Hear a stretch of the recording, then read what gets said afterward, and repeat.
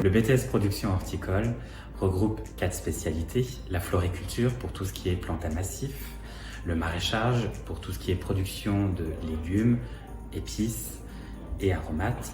Nous avons aussi le volet pépinière qui regroupe tout ce qui est plantes d'ornement, arbustes, arbres, et pour finir, le volet arboriculture qui regroupe plutôt la production fruitière. Dans la filière production horticole, on retrouve différentes matières. Donc on va avoir par exemple de l'agronomie, de la biologie, de la reconnaissance des végétaux. Donc c'est des matières où effectivement on s'intéresse au végétal.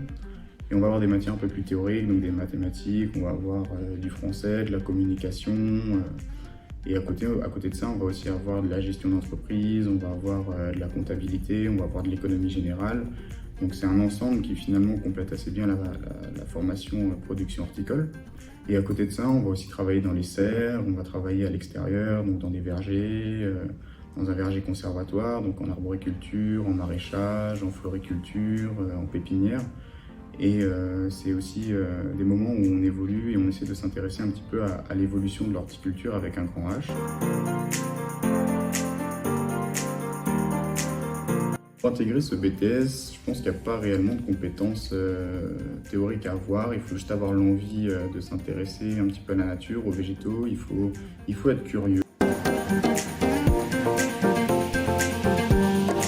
Après avoir effectué mon bac pro à l'école de Reville-aux-Chênes, j'ai poursuivi mes études avec un BTS en production horticole afin d'approfondir tout ce qui était connaissances techniques et pratiques en production. Suite à cela, j'ai souhaité continuer aussi mes études dans le domaine toujours du végétal, et ce qui m'a permis d'être aujourd'hui conseiller technique à Est Horticole, une station située juste à côté de l'école de Reville. Et aujourd'hui, je vais chez les producteurs, les accompagner dans leurs tâches de la vie quotidienne, les conseiller sur comment produire leurs plantes, comment gérer par exemple des ravageurs au sein de leur production, et je les accompagne aussi dans l'élaboration par exemple de dossiers de subvention.